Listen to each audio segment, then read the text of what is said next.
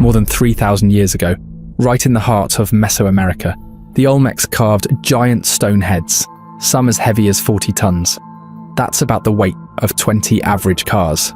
There were no writings, no instructions, and nothing to explain why they did it. Just these massive faces sitting in the jungle staring back at us. Some say they were powerful rulers. Others believe they are evidence of something much bigger, something that could alter how we perceive the ancient world. So what exactly are they? Unearthing giants.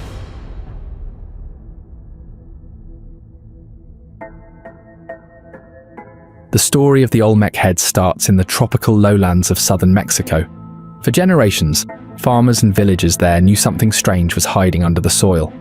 Every now and then, a giant stone face poked out of the ground, worn down by rain and covered in jungle plants. To the people living nearby, it was just part of the land. But to the outside world, it raised a question no one could answer. But I'll try my best to. The first reports started in the mid-1800s. People talked about huge stone carvings buried in the region, and sketches showed faces under giant helmets. At first, people brushed off the stories as exaggerations. But a few pieces of evidence proved they were real. In the early 1900s, at sites like San Lorenzo and La Venta, archaeologists discovered massive heads, some over 10 feet tall and weighing up to 80,000 pounds. These weren't gods or monsters from myths. They were human faces, carved in stone, and so massive you couldn't look away. That size raised all the big questions. How did people living thousands of years ago, long before wheels or metal tools, carve something so massive? Even more puzzling, the basalt they used wasn't local. Some blocks were hauled nearly 50 miles, dragged through rivers and swamps. Whoever the Olmecs were, they weren't simple villagers. They had organisation, manpower, and the will to shape the land itself. Soon, museums wanted the heads for display. Moving them wasn't easy. Rail cars and heavy equipment were needed just to shift them across Mexico. The heads were unlike anything else, and word spread fast.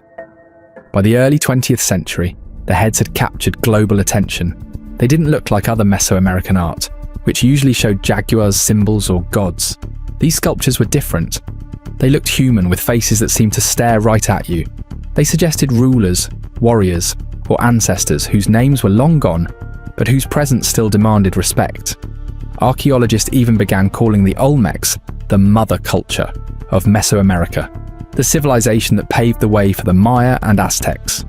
Newspapers started writing about them. Travelers went looking for the giant heads. Scholars argued over what they meant. Were they rulers, athletes, or maybe spiritual leaders? What grabbed everyone's attention were the faces: broad noses, full lips, and rounded cheeks. They didn't line up with what Europeans expected in Mexico, and to some people they looked African. The heads also raised questions about who the Olmecs really were. To carve and move stones that heavy, they must have had strong leaders directing the work. Standing in front of an Olmec head today, staring into those carved eyes from 3,000 years ago, it's impossible not to wonder, who are we really looking at?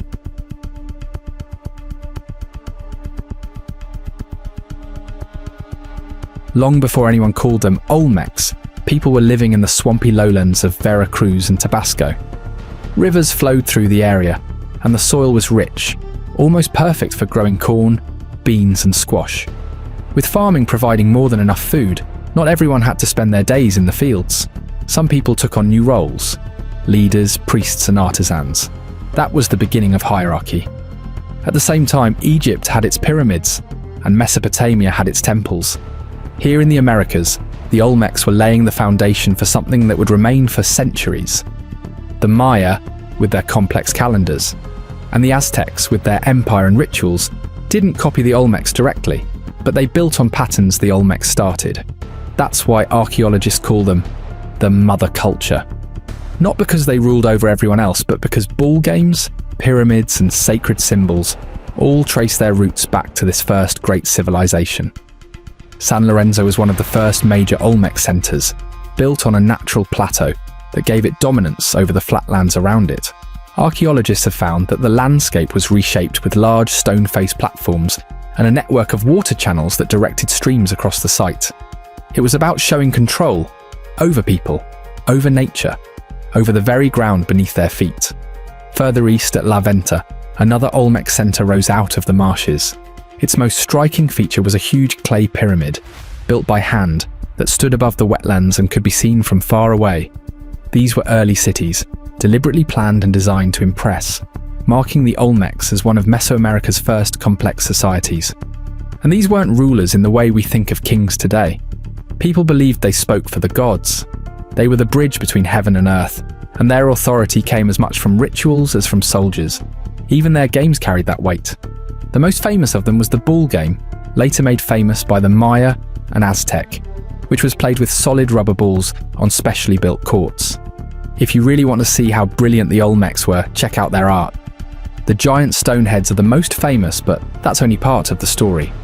All over their sites, you will find strange and powerful carvings like jaguar human mixes with sharp eyes and snarling mouths, as if they are caught between two worlds. Some people think these show shamans changing shape, while others believe they are mythical ancestors. Then there are the baby-faced figures, small sculptures of chubby infants with serious downturned mouths. They look so real it is almost eerie. Some say they represent rain spirits. Others think they were sacred children used in rituals. And then there are the altars, huge stone blocks carved with people stepping out of caves or holding ropes that tie up captives. They tell stories of ceremony, of rulers showing their power, of a world where leaders saw themselves at the center of everything. That's where the colossal heads come in. When you see them together with the pyramids, altars, and figurines, they don't feel random anymore. Each one wears a helmet. Maybe for the sacred ball game, maybe for battle. Still, the mystery remains. If they were rulers, why do their faces keep sparking debate? The Olmecs left no written records, no names, no victories, no family trees. Their stories are gone.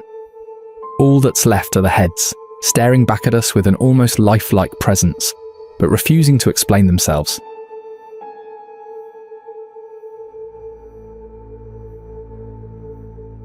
The moment photographs of the heads spread, the debate spread with them. Early writers leaned into the exotic, suggesting the sculptures proved an African kingdom in the Americas long before Columbus. Later, Afrocentric scholars embraced the idea, seeing it as a way to reclaim history, an agency erased by colonial narratives. And it was from that tension, that constant pull between what the heads show and what they don't, that speculation began to grow. Soon it wasn't just about faces in stone. It was about whether entire worlds had once met across the sea.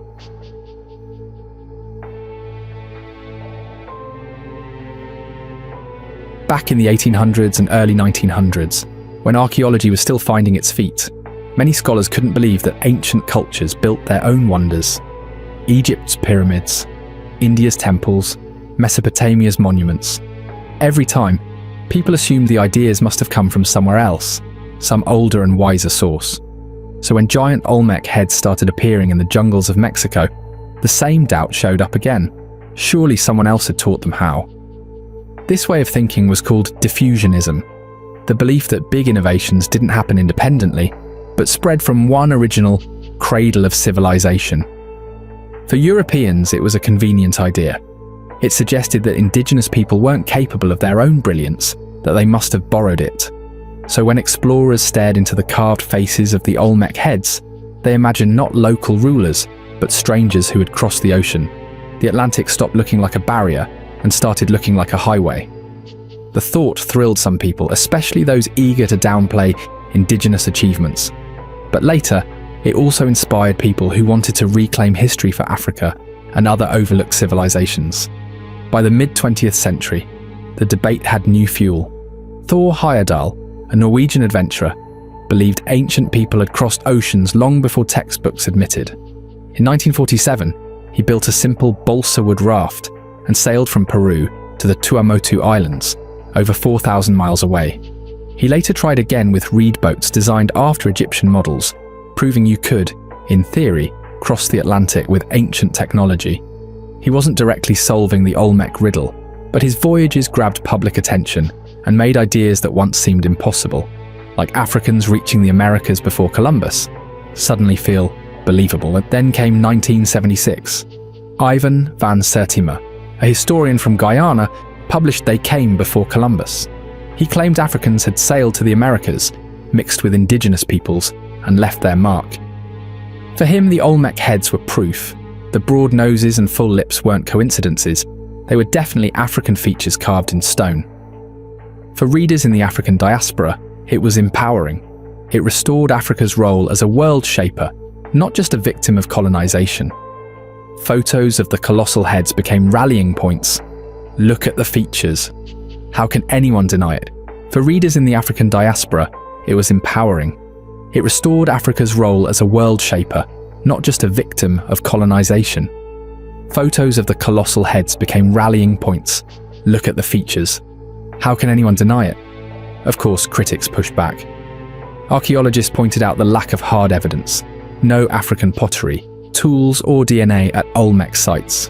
Van Sertima's work leaned heavily on appearance, they argued, while skipping other data. But for supporters, the power of his story mattered just as much as scientific proof. It gave them a sense of belonging to a global history. Tourists and scholars kept coming, staring at those massive faces, each one lifelike yet mysterious. The absence of written records meant the debate never ended. It only grew. Honestly, what kept the theory alive wasn't proof. It was pure wonder. You walk up to one of these heads 10 feet tall, 40 tons of stone, staring at you with that intense expression, and you can't help but think, what if? What if the ocean weren't a barrier but a shortcut? What if people were meeting across continents way before the history books admit? The sheer scale of the Olmec heads left outsiders searching for explanations.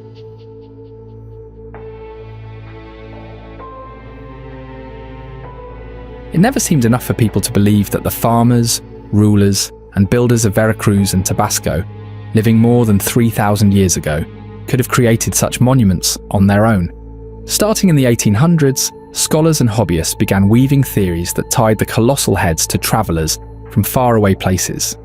Egyptians, Phoenicians, Chinese sailors, even survivors of Atlantis at one point or another, all were credited as the real makers of these stone giants. To see why these ideas even got started, you've got to picture the world back then. Archaeology was still kind of new, and Europe was obsessed with digging up the past. In Egypt, they were opening pharaohs' tombs. In Mesopotamia, people were finally figuring out how to read clay tablets that had been sitting there for thousands of years. Everywhere you looked, the old world was dropping one mind-blowing discovery after another. And compared to that, the Americas looked like this big blank page, mysterious, waiting to be connected to something familiar. So for a lot of European and American explorers, it just felt easier to imagine visitors from across the ocean than to believe indigenous people had pulled this off themselves. By the early 20th century, the theories got wilder. Spiritualists and New Age thinkers pulled Atlantis into the narrative. To them, the colossal heads weren't portraits of local rulers at all, but relics of a super civilization destroyed by flood and fire. Survivors, they claimed, had wandered into Mesoamerica and passed down fragments of lost knowledge. And of course, aliens weren't far behind. By the 1950s, with UFOs buzzing through headlines and sci-fi booming, some fringe writers decided the heads weren't human at all. The helmets became space gear, the size proof of otherworldly origin. Even today, late-night documentaries still recycle the idea of extraterrestrials teaching the Olmecs how to carve. What ties all these theories together isn't evidence, it's the emotional pull. The colossal heads are so massive, so precise, so mysterious, that people crave an explanation just as big. Pharaohs, merchants, emperors, mythical continents, even aliens, these stories matched the scale of the stone faces. Still, behind all the guesswork, there's a simpler truth waiting in plain sight.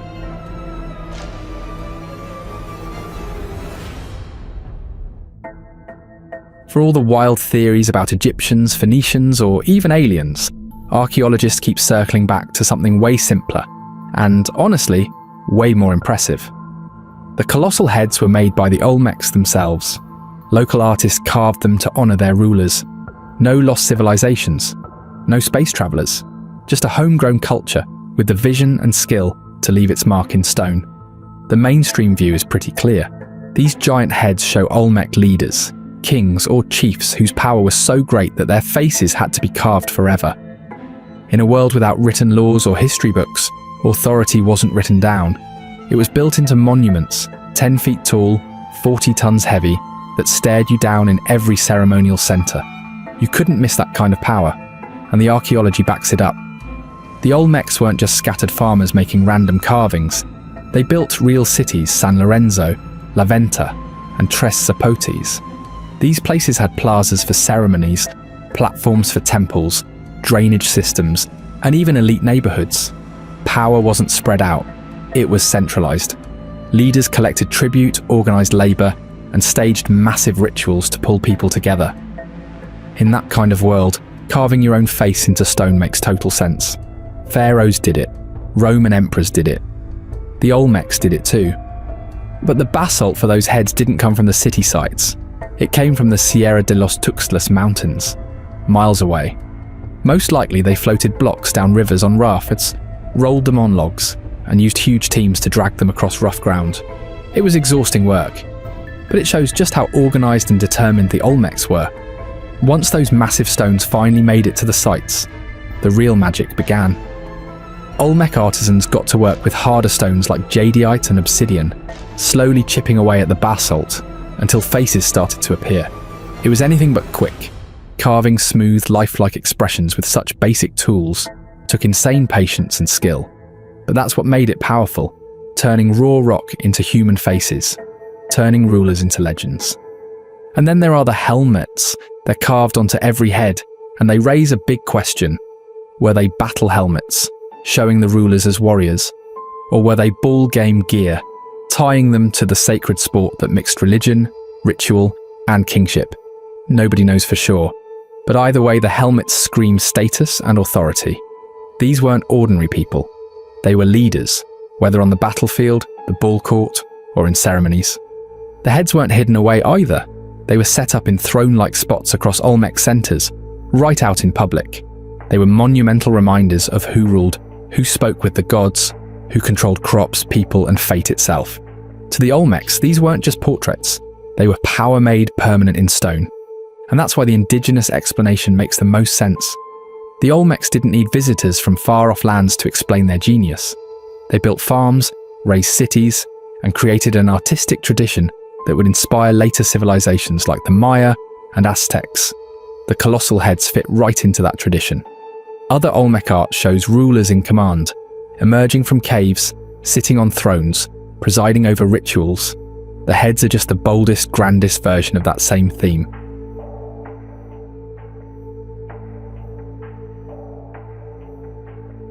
Whenever a mystery grabs people's imagination, skeptics are never far behind. And with the colossal Olmec heads, critics have been loud. A lot of the boldest claims, especially the African contact theory, just don't hold up. The theory goes like this: sailors from Africa crossed the Atlantic long before Columbus and left their likeness carved into Olmec stone. Supporters point to the broad noses and full lips on the heads as proof. At first glance, it sounds convincing, but critics break it down piece by piece. First, they say those features aren't uniquely African at all. Indigenous people on the Gulf Coast where the Olmecs lived often had the same traits: broad noses, full lips, and strong jaws. Early Spanish accounts even describe native groups in the region looking that way. So when the Olmecs carved their heads, they weren't copying outsiders. They were carving themselves. Skeptics call it a case of seeing what you expect to see. If you go in thinking the faces must be African, that's what you'll see. But if you look at the wide variety of indigenous faces across Mesoamerica, the resemblance suddenly feels a lot less foreign and a lot more local. Then there's the evidence problem, or really the lack of it. If Africans had crossed the ocean and influenced the Olmecs, we'd expect to find something more than stone heads. Pottery, tools, jewellery, anything. But archaeologists have dug through Olmec sites for decades, turning up jade figurines, ceremonial axes, and massive thrones, but nothing African. The silence continues in the DNA. Studies of indigenous groups in Mesoamerica show no African ancestry from ancient times.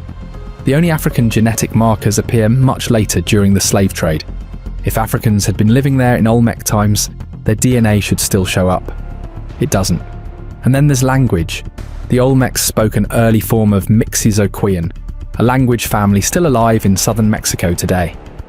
There's no evidence of African loanwords, grammar, or influence.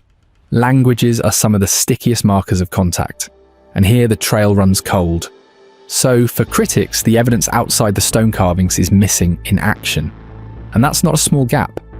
But for many scholars, it's not just about missing evidence. There's also a deeper issue at stake: cultural ownership. By insisting the Olmec heads represent outsiders, skeptics say, we risk erasing the genius of the indigenous people who actually built them.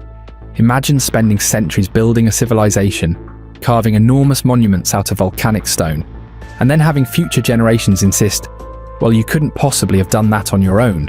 Someone else must have taught you. It's not just dismissive, it's insulting. This isn't the first time it's happened either. Ancient Egypt has often been claimed by outsiders, Greeks, Atlanteans, and aliens. The same has been said of the Maya, the Inca, and even Stonehenge in Britain.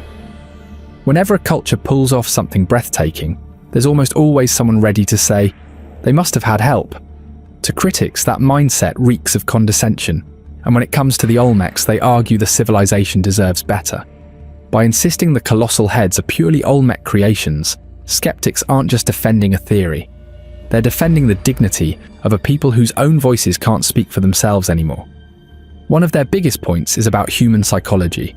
We're wired to see patterns everywhere: faces in clouds, animals in constellations, familiar features in ancient stone. To critics, the African contact theory is just that, a projection. Supporters see traits they recognize, then assume they must have come from somewhere else. But that doesn't mean that Olmecs saw them that way. Think about it. If someone 3,000 years in the future dug up a bust of Abraham Lincoln, would they assume a group of bearded, top hat-wearing strangers from across the ocean must have shaped America? Probably not. But when the past is hazy, it's tempting to fill the gaps with big, dramatic answers. At the heart of the skeptic's case is a simple mantra: extraordinary claims require extraordinary evidence. Saying the heads are portraits of Olmec rulers or athletes, that matches the time, the place, and the artifacts. Saying they're proof of transatlantic voyages thousands of years before Columbus, that's a whole different level of claim, and so far the evidence just isn't there. No African artifacts in Olmec ruins, no genetic markers predating the slave trade, no language traces, just the heads. And for scholars, that's not enough to rewrite history. Sure, it's not impossible that ancient travellers crossed the ocean. Humans have always pushed boundaries, but without hard proof, speculation can't stand in for fact.